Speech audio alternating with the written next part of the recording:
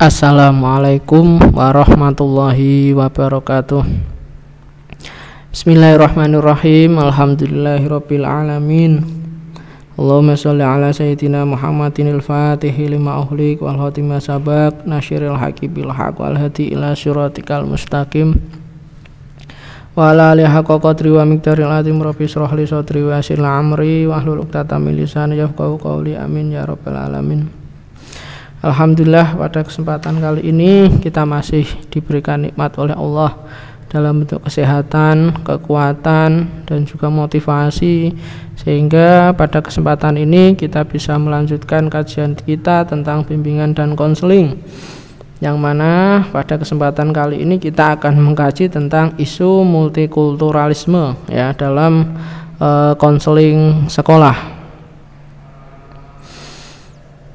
Yang pertama ya, dari pendahuluan, manusia tumbuh dan berkembang dipengaruhi berbagai faktor di belakangnya. Salah satunya adalah budaya.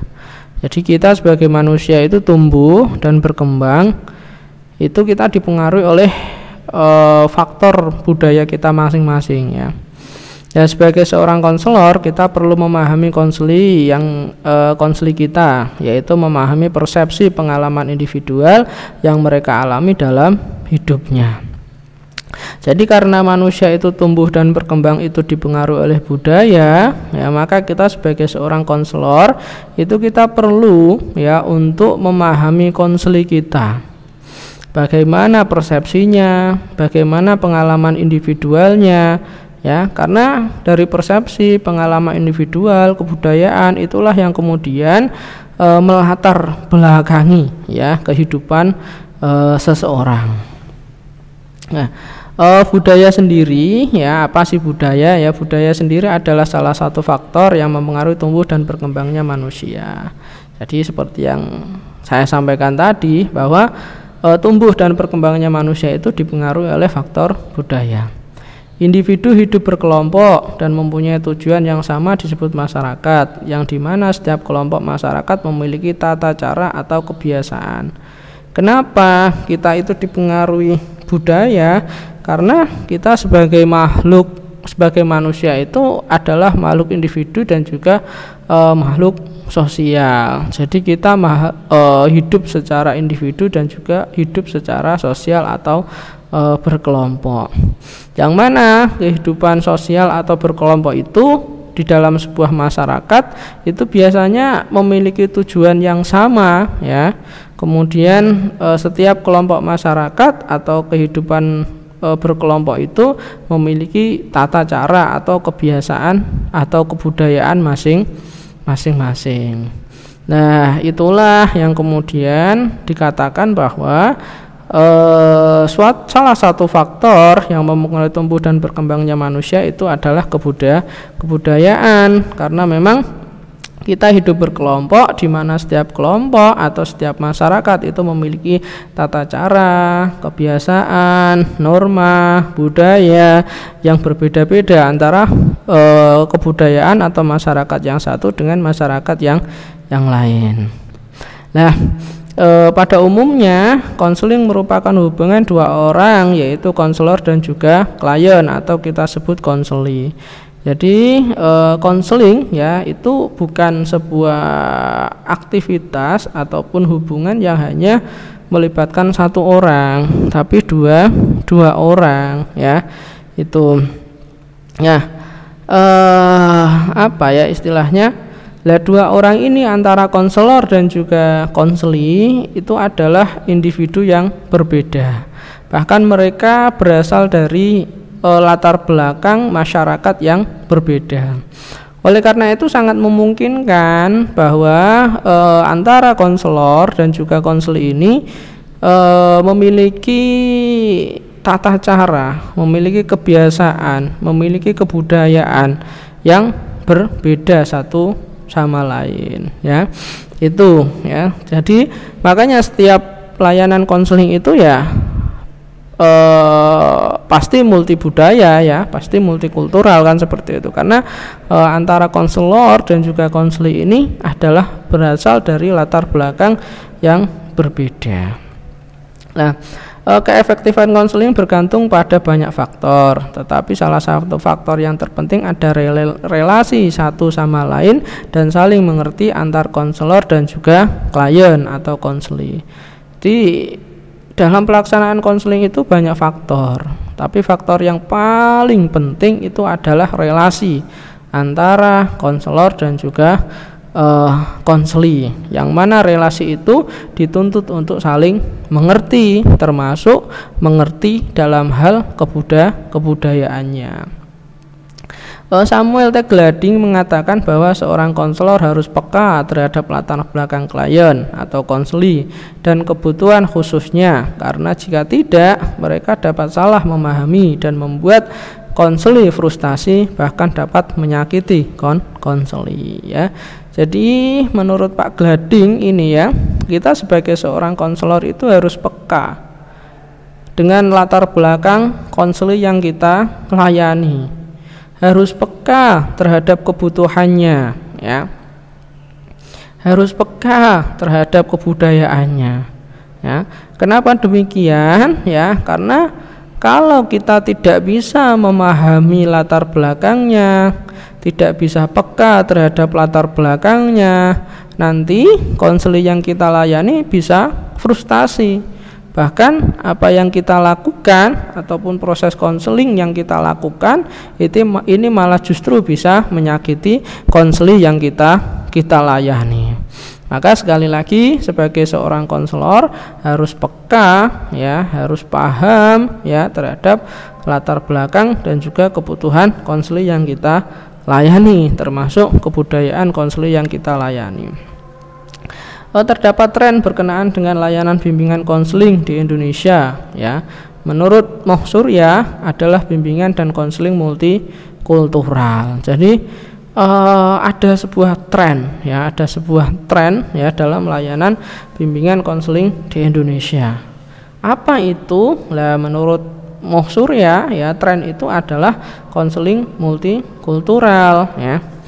Nah, konseling multikultural itu bahwa untuk lingkungan berbudaya plural seperti Indonesia, bimbingan konseling dengan pendekatan multikultural sangat tepat. Jadi sekali lagi kita ini hidup di Indonesia, kita berbangsa-bangsa, bersuku-suku, berbeda-beda agama ya, berbeda latar belakang. Oleh karena itu menurut konseling multikultural menjadi sebuah tren layanan konseling di Indonesia, dan menurut Moh Surya ya, Pak Moh Surya, bahwa konseling multikultural ini sangat tepat jika kemudian diaplikasikan ataupun dilaksanakan di Indonesia, yang mana konteks masyarakat Indonesia adalah masyarakat yang plural ya, atau berbeda-beda, yang plural ya.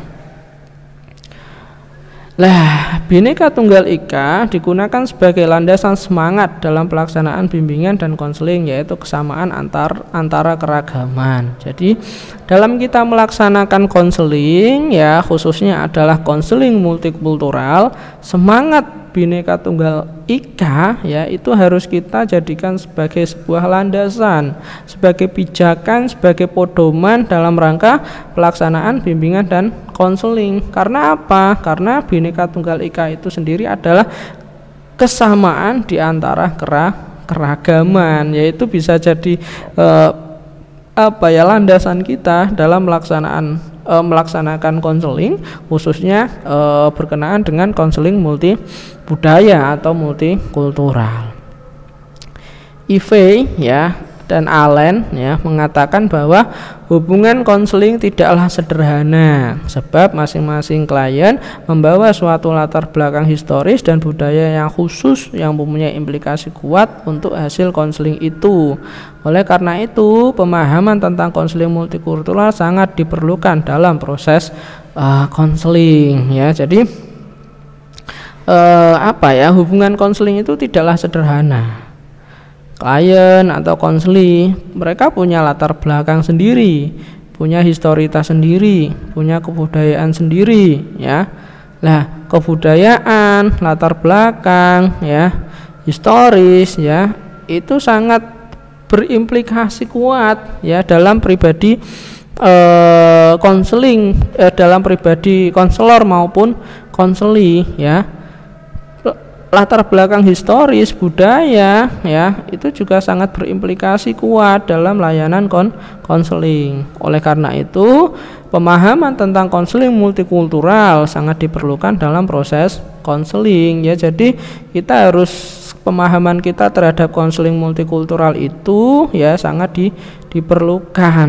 Karena apa? Karena antara klien atau konseli dan juga konselor itu sekali lagi masing-masing memiliki latar belakang historis dan juga budaya yang berbeda, yang mana itu sangat berimplikasi terhadap proses atau hasil layanan konseling itu sendiri.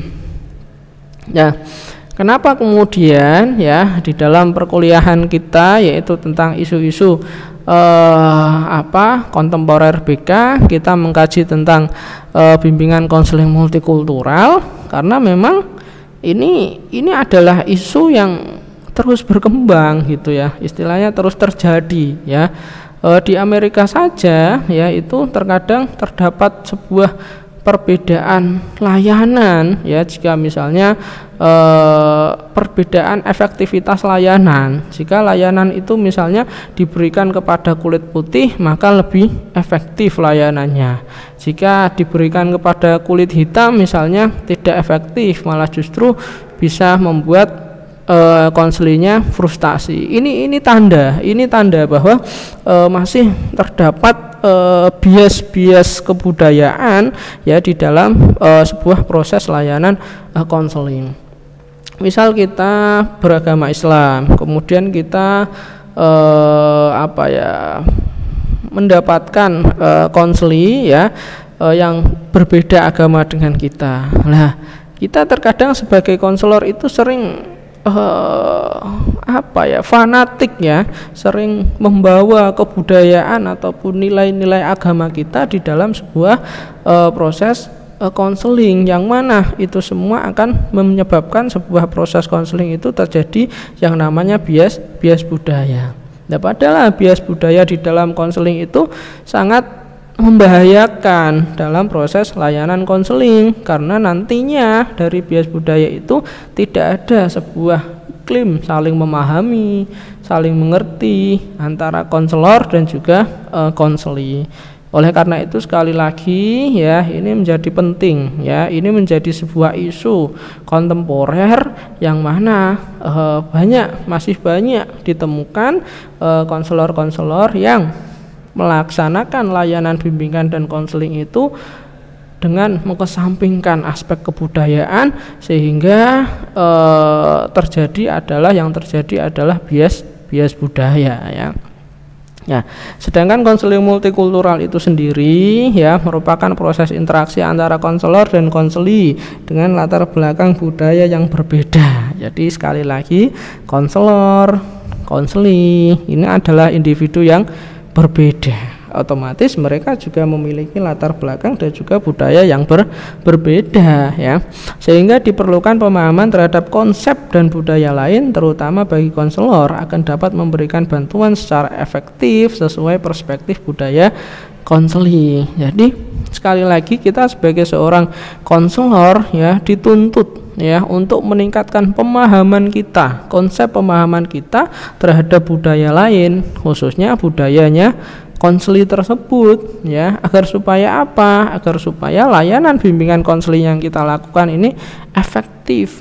Sekali lagi, efektifnya karena apa? Karena sesuai dengan perspektif budaya konseli ya. Jadi tidak terjadi bias budaya, tapi kita memberikan layanan itu sesuai dengan kebudayaan yang dimiliki oleh konseli kita. Nah, konseling multikultural melibatkan konselor dan juga konseli yang berasal dari latar belakang budaya yang berbeda.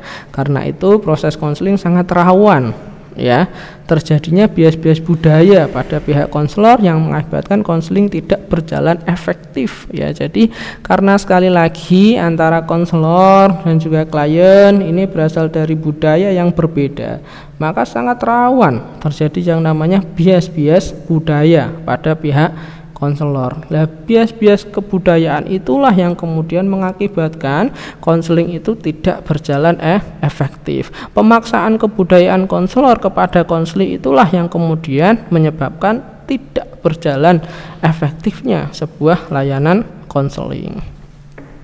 Selanjutnya, konseling multikultural melibatkan konselor dan konseli yang berasal dari latar belakang yang berbeda ya. Ini sama ya.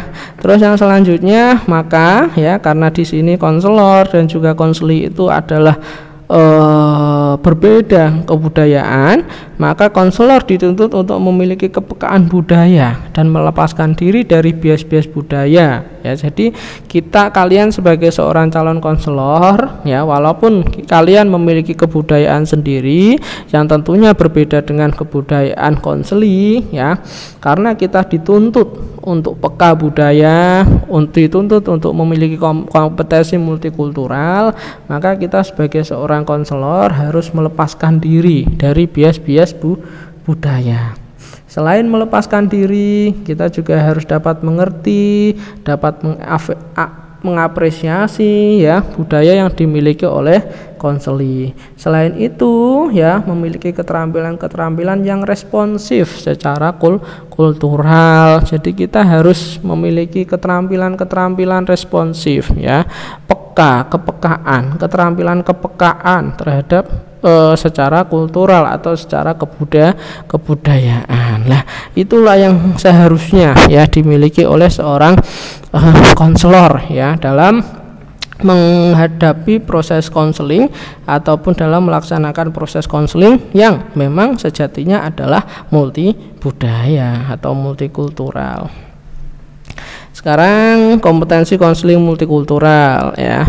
Sensitivitas konselor terhadap variasi-variasi dan bias budaya dari pendekatan konseling yang digunakan. Jadi seorang konselor itu harus sensitif ya terhadap kebudayaan yang dimiliki oleh konseli. Nah, selain itu pendekatan konseling yang kita gunakan ya itu harus disesuaikan dengan kebudayaan yang dimiliki oleh konseli ya. Oleh karena itu sekali lagi konselor harus memiliki keterampilan sensitivitas terkait dengan kultural atau kebudayaan.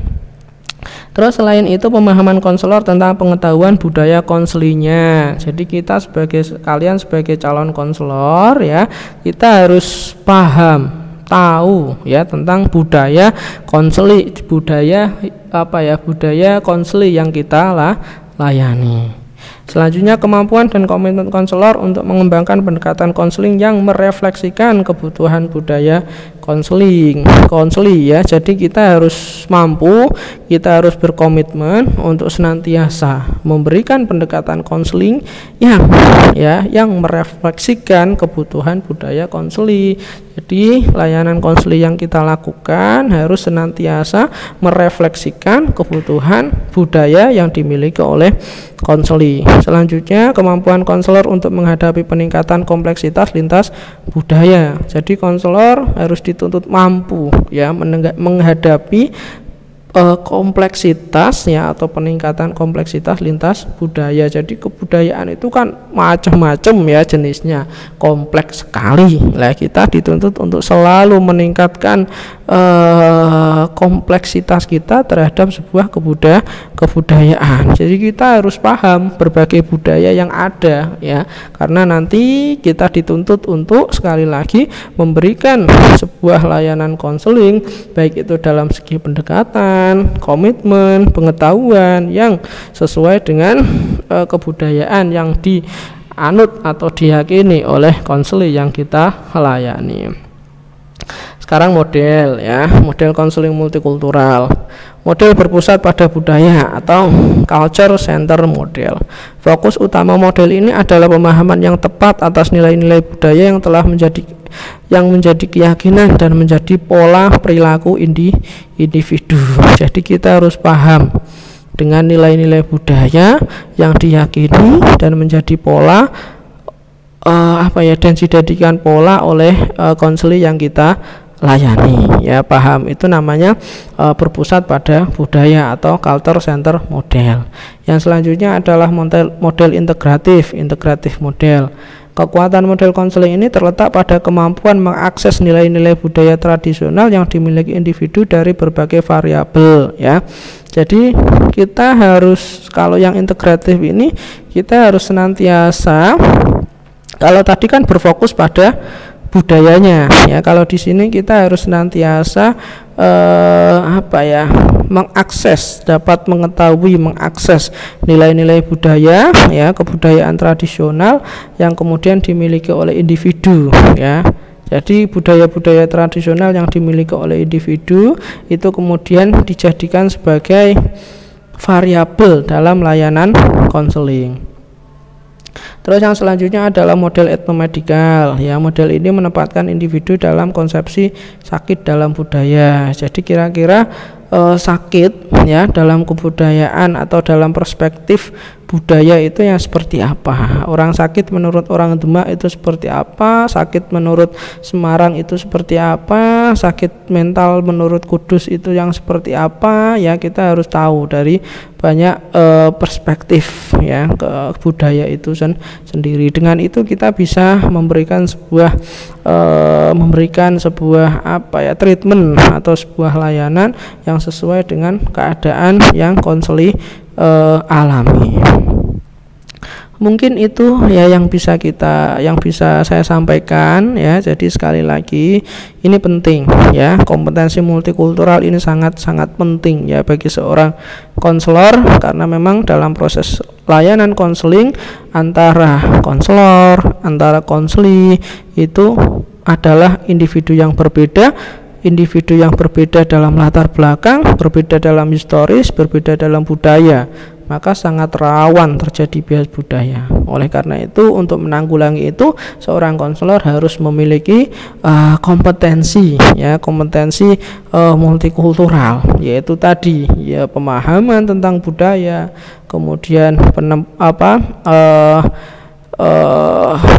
aplikasi dari pendekatan yang sesuai dengan kebudayaan, ya. Terus kemudian senantiasa meningkatkan pendekatan yang sesuai dengan budaya yang dimiliki oleh konselor yang kita layani. Mungkin itu saja yang bisa saya sampaikan, semoga bermanfaat dan mohon maaf jika ada kekurangan. Terima kasih atas atensinya. Dari saya cukup sekian. Assalamualaikum warahmatullahi